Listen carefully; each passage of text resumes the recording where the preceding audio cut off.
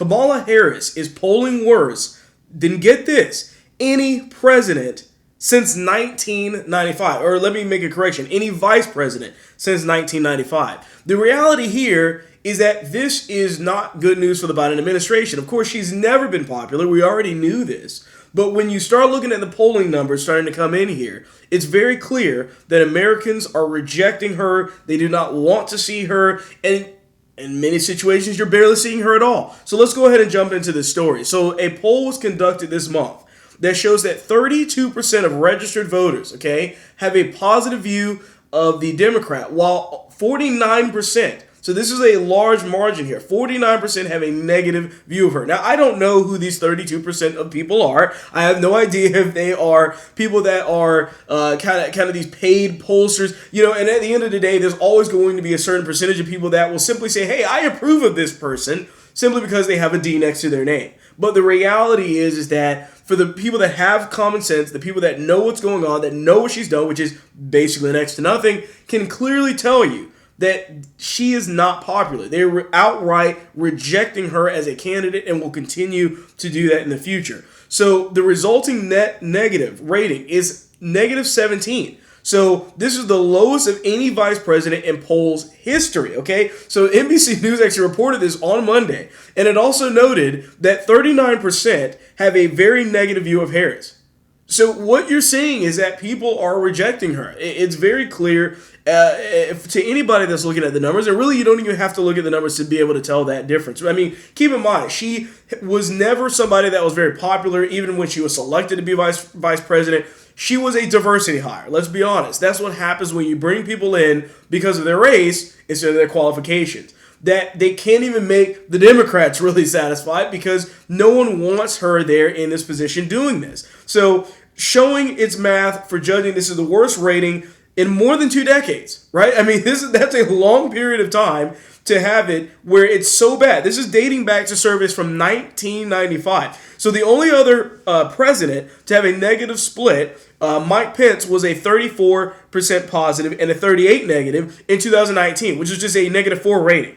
So what we're seeing here is that she is significantly less popular than any of these people have been in more than 20 years at this point. So when you have Biden that announces the 2024 re-election campaign in April, who do you think he's going to choose, of course, again, as his vice president? Of course, he already did. It's going to be Harris, right? Because that's the common sense thing that they want to do. They see it as themselves as, hey, if it's not broke, don't fix it. But the reality is that is not what's going to wind up happening for them. I don't think that's going to work for them this election cycle. You can basically tell that Harris is checked out. I mean, she was kind of checked out from the very beginning. She wasn't involved in really much of the presidential run. She's not really involved in anything right now even. I mean, she had a lot of controversy over the different border policies and things like that. But the reality is, where has Harris been? I mean, ask yourself that question. When's the last time you heard anything about really Kamala Harris at all besides this really bad poll? I mean, she's not out in the news. She's not talking about anything. She's not doing anything. She is nothing but the biggest stereotypical hire out there. Just somebody that is a diversity hire that is simply there to basically play stand-in, to be a black woman and claim all these first. Well, to me, it's the first vice president that basically just sat there and did absolutely nothing, because that's what's happening.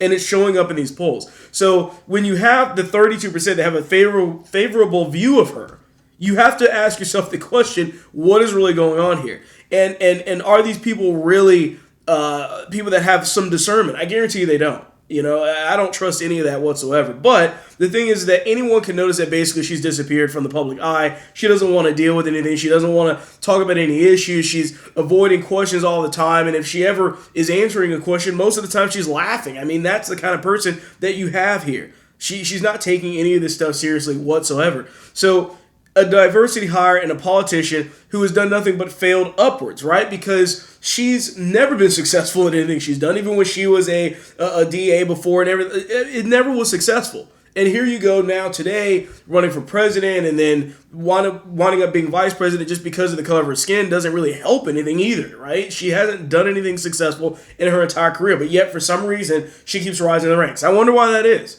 I mean, I really wonder why that is. Of course, we already know what that is because I've already been talking about it. But the reality is it's not that different than Joe Biden, right? I mean, another politician that has failed over and over again, that really has nothing to his name in politics to say, I succeeded in doing this, or I succeeded in doing that. Really nothing. Joe Biden's an empty suit. And Kamala Harris is the perfect amalgamation of that, right? I mean, neither one of these candidates are actually willing to do anything to secure their career. And at the same time, hey, Democrats put them there, right?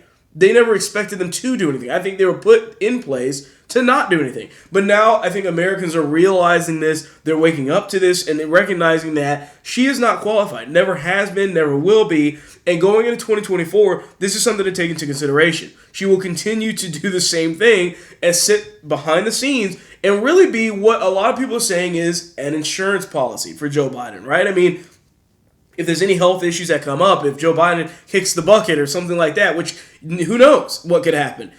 That's really all she's there for, is a nice looking, to the Democrats at least, diversity hire that is there for insurance. Just in case something happens to Joe Biden, that's really all it is. So not really somebody that they brought in even to kind of define her own trajectory and her own career path, but really just a stand-in candidate just to be there and just to take up space, effectively, is what's going on. But hey, diversity is her strength, and as far as it appears, from what I can tell, and probably from what you can tell as well, because we actually have common sense, that's probably her only strength. So I thank you for watching this video, and we'll see you on the next one.